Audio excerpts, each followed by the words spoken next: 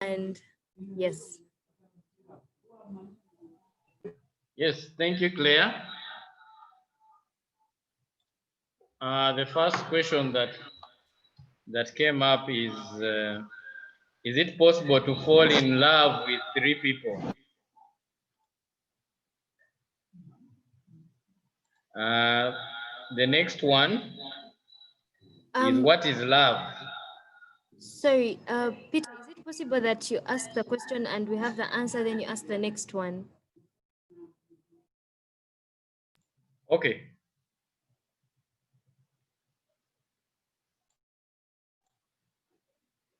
So any of our facilitators, is anyone who can tackle that? Is it possible to fall in love with 3 people?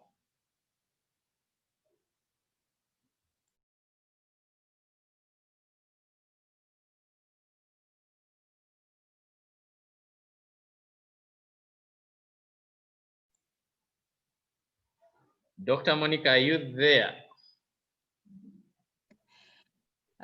Peter. Anyway, this is an interesting question. I came across such a question early campus days, where especially the men, the boys would say, at times they relate with A, B, and C at the same time because they don't want to put their eggs in one basket and they don't want to be disappointed. So if A is playing hard to get, B might accept, or C. For me, as a Christian, I would really think it's not right, and really it is you're fooling. Now I don't know even how you pray to God about that when you're running 3 people at the same time. And I think it's really sometimes if it's the man who is running 3 people at the same time, you're raising all their hopes, and then of course there will be heartbreaks, and already you're playing around with unfaithfulness. Of course, lies have to come in. Sometimes you don't know what you've told A. There's a man who just said for him he has two wives. So he says, when I'm in one's place, I just keep silent because I don't want to cross react. I mean, say something which I am supposed to be telling the other. So you live your life in falsehood, and it can be a challenge. So I would really discourage. I think God is faithful. I believe he's faithful. We don't have to try and play tricks with human beings, where you want to break hearts. You don't care what will happen to them. Maybe these ladies, their hope is raised. I'm sorry, I'm referring to a man, but I know it can be either way, because we know that ladies can run 3 people at the same time. And most times this is really to transact things from them. It's not, I wouldn't take it as true love. It's hard. Even when we hear from our brothers, the Muslim world, where it is acceptable for them to have 4 wives. The truth is, when you sit with these people, they say it is hard. It's hard to love them equally. And it brings in jealousy, suspicion, and so many things. So I really think somebody who is doing that is fooling, and it's not right. Over. Any other insights? Elizabeth? Yes, Peter. Can I say something? Richard. Yes, I totally agree with Dr. Monica. I just want to bring another angle to it. That, when you are married, for example, if you're married, there's this book that I was reading, His Needs and Needs Having an Affair-Proof Marriage. And they talk about, having a love bank.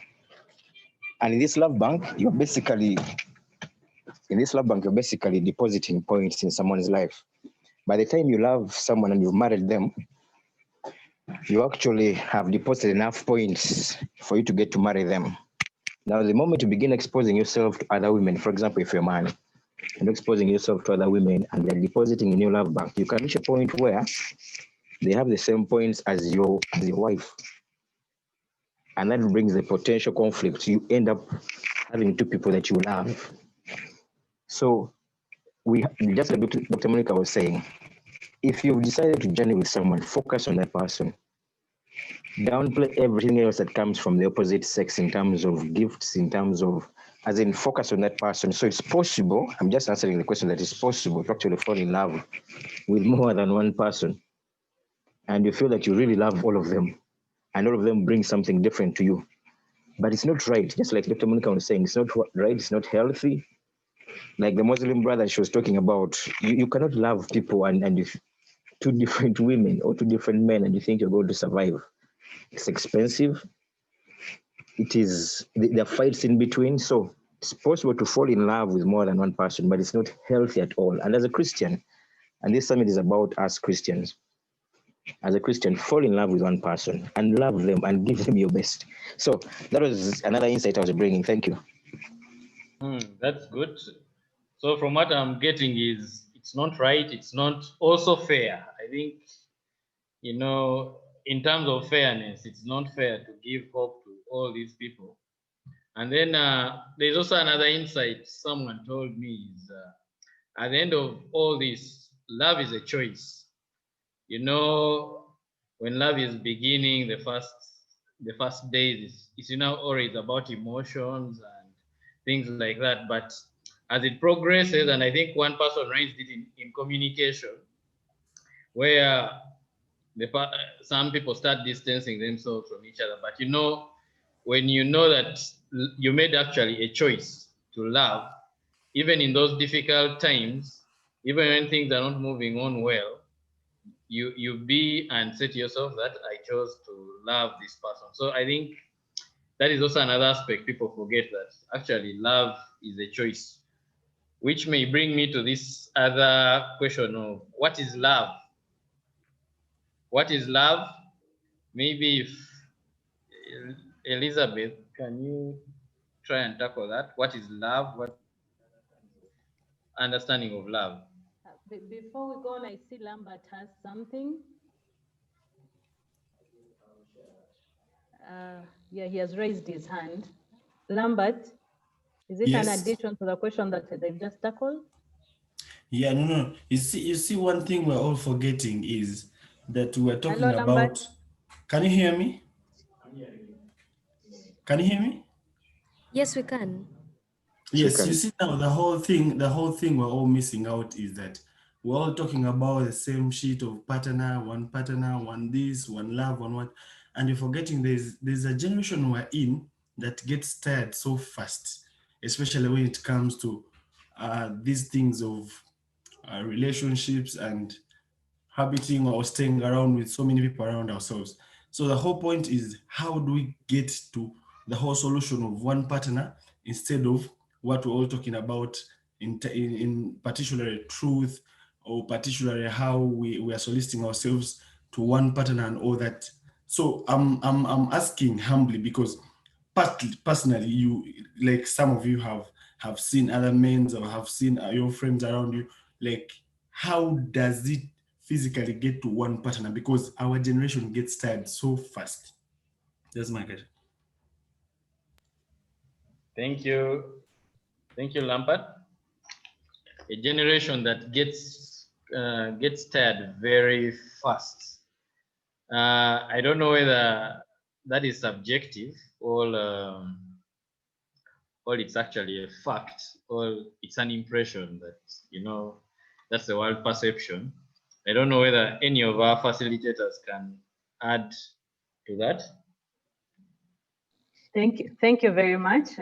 I'll begin from Lambert's point, and then I'll answer your question about what love really is. Lambert, yes, I understand that generalization, where it could be coming from, because that's what the world is portraying right now.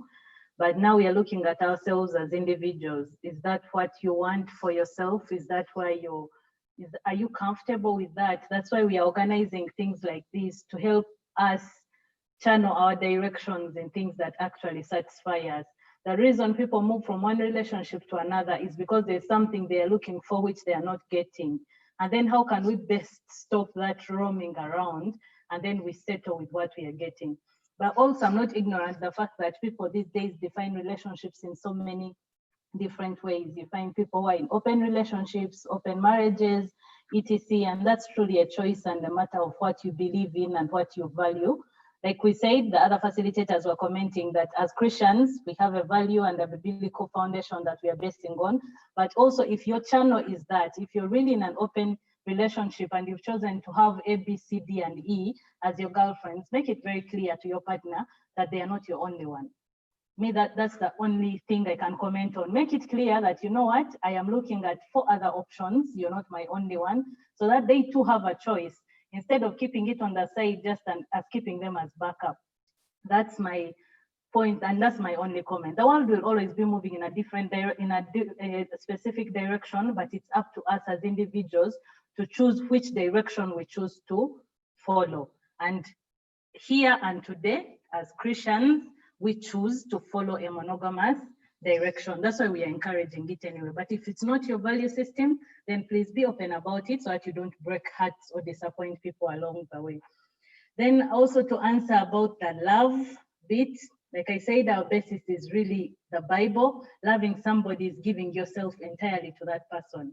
It's caring about them, being concerned about them, sharing your intimacy with them, sharing your vulnerability with them.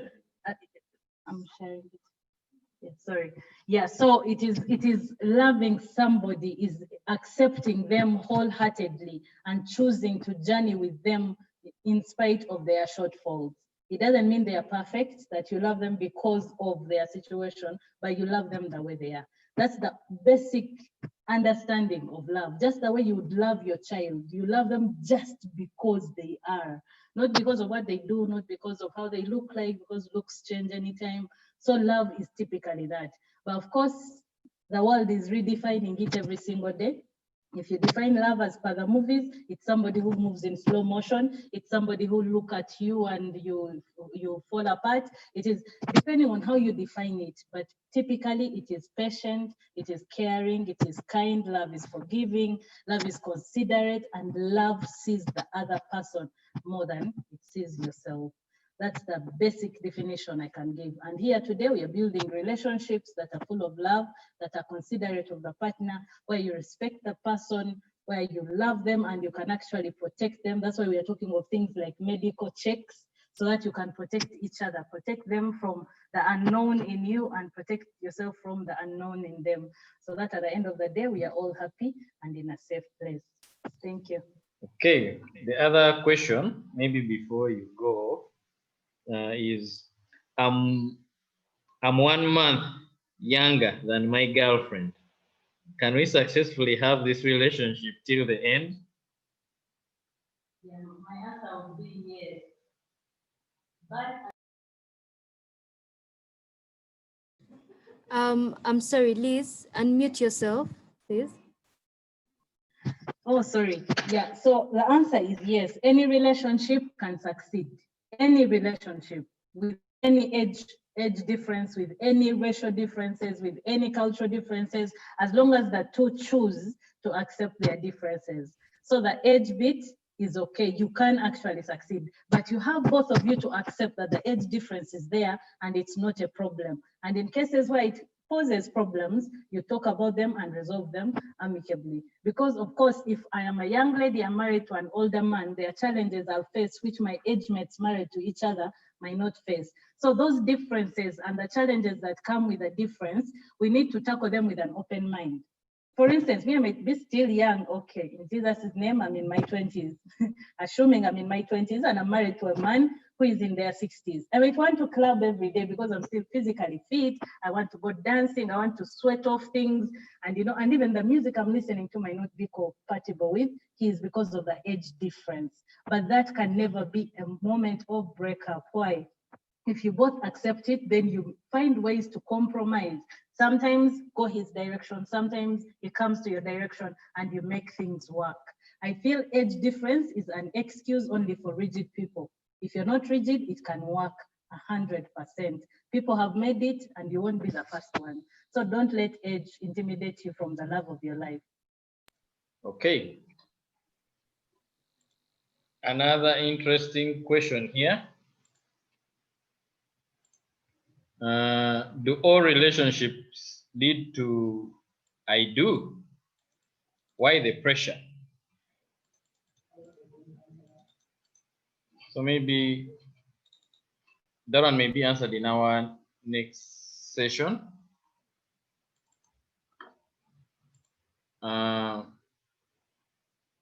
Then the other one is when do I know that it's the right time to take the relationship to the I do level? I think also we have a special session for that. Then what is the reason to be in a relationship? Can't I be alone? Anyone who would want to tackle that?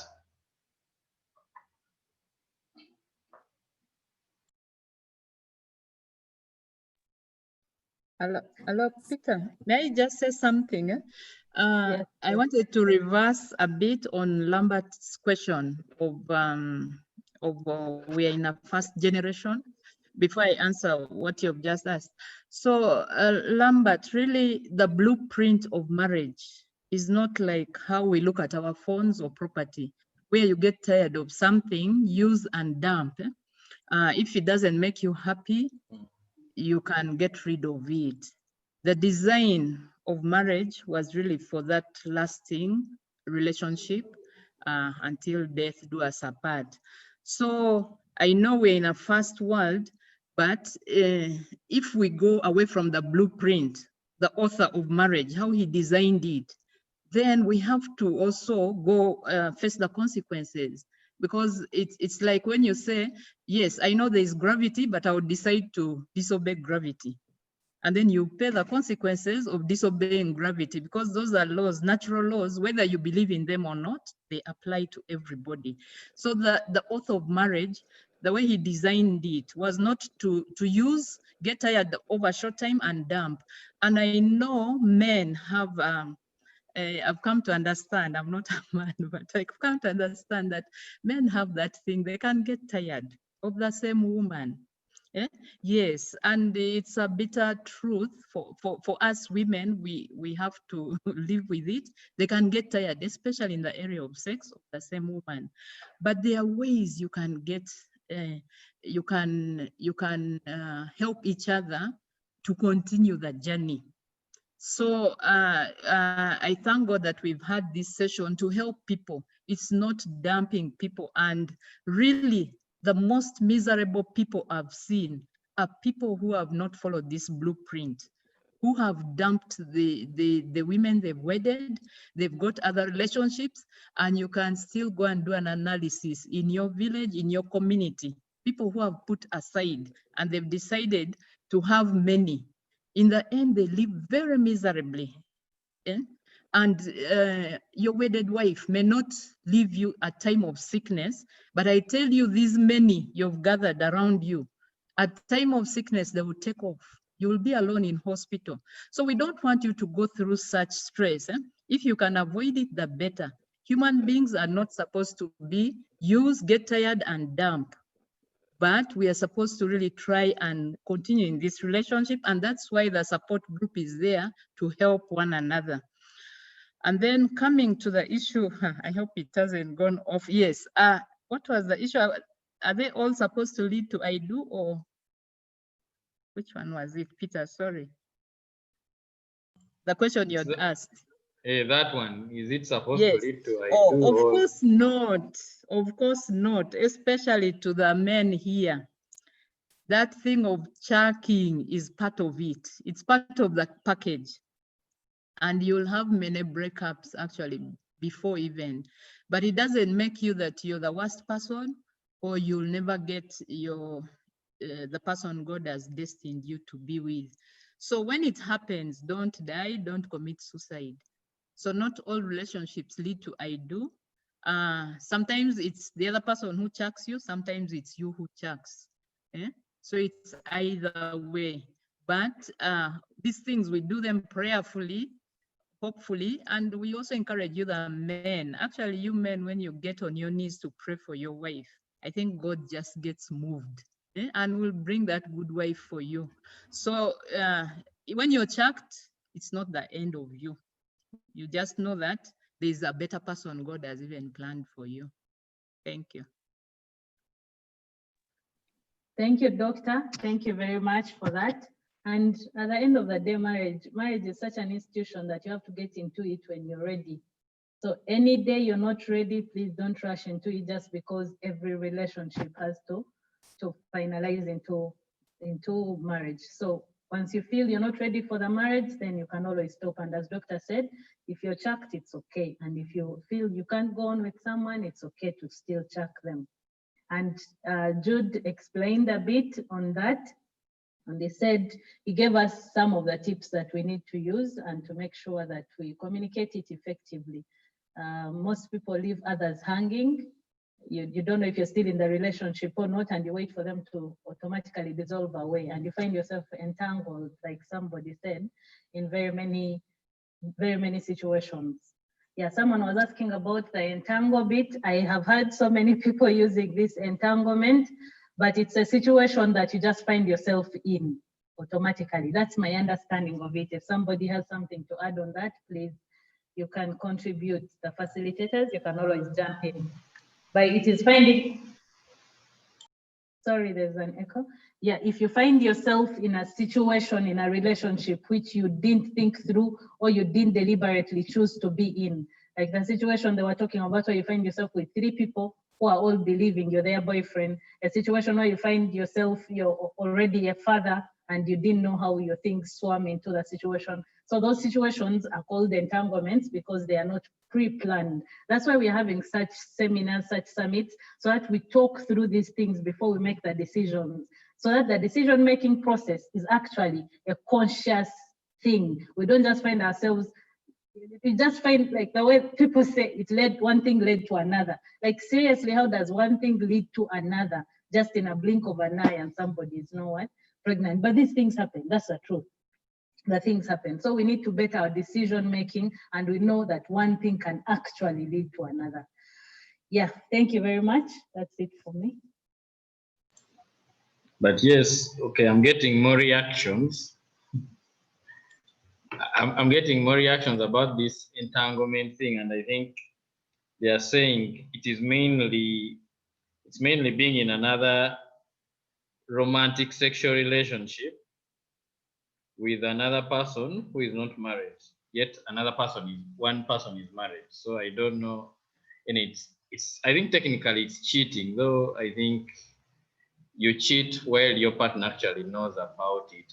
I don't know, it's something like that. I think it's a new terminology, I think, that came up some few months ago when some celebrity in Hollywood, celebrity couple, experienced this. I don't know whether other facilitators have something to expand more on this.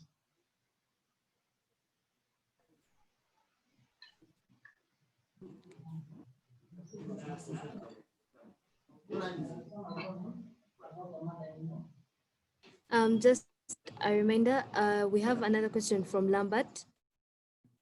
Feel free to ask.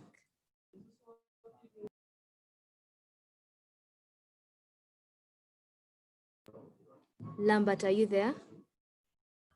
No, Claire, I think I got done. I think my question was tackled so massively, so I think Okay, everything is now amazing. okay. I see a question in the comments. It was sent to me privately. And the person is saying, so I'm in a situation where my boyfriend loves me, but his mother seems to have a different perspective of me.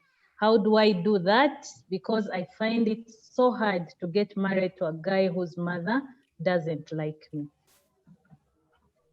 Thank you for the question. And this is very true. And I understand where it's coming from, because you need the blessings of the parents.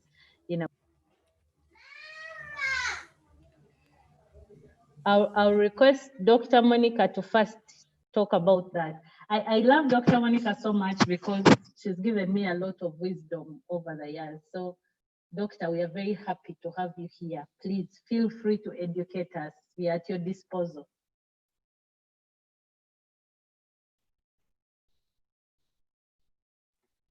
Okay. Thank you, Liz. The mother-in-law issue is very common. And if we understand where this thing comes from, you know, initially, mother and sons, they are quite close. So you as girlfriend, you're coming into this picture. It's like you're coming to share in the love. And actually, you're supposed to be number one compared to the mother. So there's a new dynamic coming in, and it's not only you, it's not unique to you, but it is worldwide. Okay, more so I think on the African continent. So what for me, I would encourage you is to have the opposite attitude to her. And hopefully with time, it will change. Because for her, you may not totally change her, but your actions, the way you decide to look at her will make a difference, because we know it's not a unique problem. And when you understand, it's just that jealousy of you're going to share love initially, which she had 100, maybe 100, it has to be divided. Try to invest. Don't be discouraged. Don't think it's maybe because the way you look, or she doesn't like something in particular, but it's a common feeling. And try to invest positively, and don't be so negative to your boyfriend, like really saying that lady doesn't like me, I know it. For you, do the opposite. You never know, she's going to change. And in prayer, actually prayer, you can conquer a lot. So I encourage you. Some young people think prayer is a cake. It doesn't work. But I tell you, you can conquer a lot, and you can ask people to pray with you in that area. So invest. What you'll invest, you'll get out. And sometimes you just have to pretend like you're not seeing her comments, her what, and for you, you do the opposite of what she's doing. That's what I can say for now. Thank you. Thank you, Doctor, very much. And maybe I'll just use my experience to add on what you've said. The only way I have understood my mother-in-law, I have an amazing mother-in-law, and this lady only gave birth to my husband, only. But the only way I understood her is when I stepped into her shoes. I try and understand what she feels. I'm imagining, right now I have a son, and I'm imagining my son brings a woman who is super young, of course, because to our mother-in-laws, we are so young, we are children, just like their sons are, and brings a young lady. All you feel like doing is controlling every single situation to try and prevent your son from getting hurt. So I step in her shoes as a mother myself, and in so doing, it helps me try to understand some of the things she does. Like you know, a simple example, like you're in the kitchen, of course you cook every day in your house, but you see your mother-in-law coming to inspect and measure for you salt and do all these things. So it's when I step in her shoes, I understand where she's coming from, because she sees me young and she didn't raise me, so she doesn't know the things I'm doing. But if you see it the other way, you can almost think she thinks you don't know how to cook, she thinks you're lazy, she thinks you can't measure, you're so fake and all that. So the attitude Dr. Monica has talked of is very good, but also let's try a level best to be understanding. We are also mothers or mothers to be, and we need to understand as much as possible where they're coming from and avoid hating them, because these are people who gave birth to the love of your life. The man you love is everything he is because of these people. So this attitude the world is portraying, that in-laws are ABCD, we need to change it. You can't love the man and hate his family. Someone else was asking, my boyfriend, what do I do? Do I go through with a relationship if my girlfriend hates my family? That's not good. The thing is, you can't disconnect yourself entirely from your family, because they mean so much. This is an African setting, and all of us have something in common. We are so linked and connected to our families. It's a different scenario if your husband or boyfriend has no connection with the family. Then you treat them as he treats them. If he loves them, try and love them. Try and understand them. Also, cut yourself some slack. These are people who knew him for years and years. You've just joined in. cut yourself some slack and know that it takes time to build a relationship, and start slowly. When they allow you to come in, allow to come in. When they stop you, it's okay. Stop where they, just give yourself the limits and grow to like them. They'll also grow to like you. So that's what I could add. And there's someone here who asked, do all relationships go through ups and downs before they actually get married? And the answer, unfortunately, is yes. Every relationship has its different challenges. If yours has no challenge whatsoever, we thank God. But all relationships, almost all relationships, have challenges one from another. And what might challenge my relationship might not be the same that challenges yours, but it will be equally painful or even more. So just embrace these challenges and try as much as possible to always remain united, the two of you. If a challenge has come, just unite with your person and face the challenge, not facing the challenge when your person is on the other side. You're not opponents, but teammates. All challenges are there, just like in life. Even when you're single, challenges are there. Even when you're single and abstaining, challenges are super there. So everything has challenges, but we should never give up. That shouldn't stop us from loving. That shouldn't stop us from starting families. That shouldn't stop us from being happy. We should embrace them and face the challenges as the Lord brings them. That's why we are emphasizing prayer, because all of this is impossible without God. We need to pray and we need to know that everything is possible. People have made it through us, so you can also make it. Thank you. Wow. Thank you to everyone, our facilitators. And I think I would like to hand over to the MCs. Thank you so much. And some of the questions that came through are going to be tackled in the next sessions. We still have 2 more sessions. So please don't leave. And I encourage you to feel free. Always, the chat is active. Let us keep the chat active. And hopefully you leave today with something to add on into your life. Yeah, thank you so much. Okay, Back to the MCs.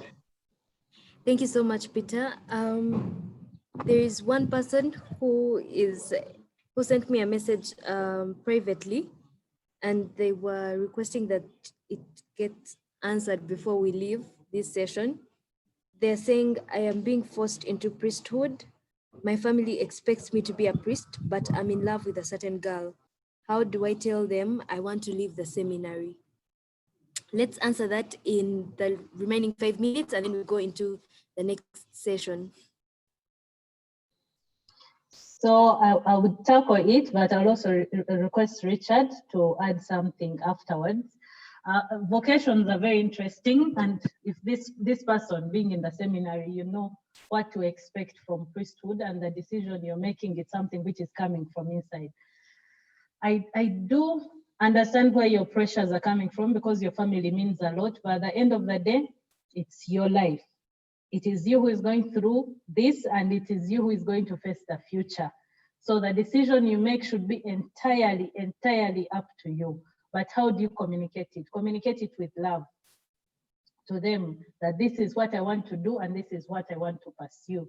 Again, I'll use my own example. I really wanted to become a nun with all of my heart. Anybody who knows me knows our sister Liz from a very young age. But the thing is, my family wasn't welcoming to the idea. But you continuously talk to them. You get? Continuously talk to them. Tell them, you know what, I understand what you want from me is priesthood, but in my heart of hearts, I feel I won't be a good priest because my calling is otherwise. And allow them also to grieve the process, because maybe in their heads, they've had an image of a priest since you were born. Maybe you know how parents even make promises when the child is in the womb. God, when they are born, they'll become priests. And you know, it is a hard process for them to accept your choice, because they see you as young, number one, that they can guide your direction. And number two is because it's what is in their head. So understand where they're coming from, but be firm as you explain to them, and explain to them clearly with love, and tell them this is it. It's not just about the girl, but the vocation I feel deep in my heart, but be sure. First, be sure. Don't just cross over and then some years after you've broken hearts, you want to go back, because now that will bring another dynamic. Be sure, if you're sure that is where the Lord is calling you to be, then communicate it to them. Parents are more flexible than we think. Even when they sound that they are not, they'll be very understanding. Pray before you encounter them. Pray first and go and talk to them, and the Lord will soften their hearts and they'll get where you want to be. But please do not be a priest if you do not want to be one, because it will be hell on earth. There's no vocation you deserve to be forced in, because it's you who is going to face the challenges. Yes, Richard, you can add something. Thank you, Liz. I believe that you've answered that very well, that you even gave yourself as an example. I remember you wanted actually to be a nun until you met Peter, the one Peter who disorganized the entire system. Speaking about, just add on what Liz has mentioned, it's very important that you discern, and discerning is done with prayer and in prayer, that you talk to God and God helps you know what your vocation is. And when it's clear to you what your vocation is, you'll have peace about it. When you've made a decision, some of the decisions that I make in life, when I pray to God and I feel Him direct me to a certain area and I have peace about it. I want to give an example of I had an opportunity of studying civil engineering in the West and civil engineering in Makerere University. And I chose to do civil engineering in Makerere University. Everyone else was saying, go to the US. I had peace about it. And I stayed and I did civil engineering from Makerere University. Now, when you've prayed and discerned about your vocation and you have peace about it, you communicate it. And just like Liz mentioned, sometimes we don't give our parents credit because when you speak to them, they wish you well, they want you well. When you speak to them and tell them, this is what I feel in the bottom of my heart, this is what God designed me to be, this is my vocation. You can speak to them and they will listen and understand, and you actually go ahead and become a great person in that vocation. Just like this has mentioned, do not be forced to do a vocation that is not yours, because you shall have the worst priest, or shall have the worst husband, the other way around. So please discern your vocation, and after you've discerned it, after God has spoken to you, communicated to you exactly what you're supposed to be, and fulfilling your purpose in life, then you can communicate to everyone else. If people love you, they will understand what you want to be and who you want to be. Thank you. Thank you, Richard. There's another question, maybe we can note it. Yes, okay. There's a question, Claire, you can note it and we shall tackle it. Liz, how about families that segregate tribes, as in don't love so? Yeah, anyway, they don't love you because you're a different tribe. What should I do for a committed, loving relationship where I'm not accepted? We shall tackle that in the next session. Over to you, Okay. MC. Okay, then thank you so much for the question and answer session. This has been amazing. I feel like so many people's questions have been answered. Yes. And if you have more questions, please feel free to like send them in the chat, or you can prepare for the next time when someone is done speaking, you can raise up your hand and ask, and whoever has information, they'll be able to share it. So we are exactly 1 minute away from the next session, and we're going to give you a break. So we're going to have just a music break. Oh, it's 1 p.m. So let's just get, okay, yeah, anyway, let's have the 1 minute, the 1 minute song. And then we are going to be having Fausta leading us into the next session. And I'll read her bio when we are going to start the session. Feel free to stretch.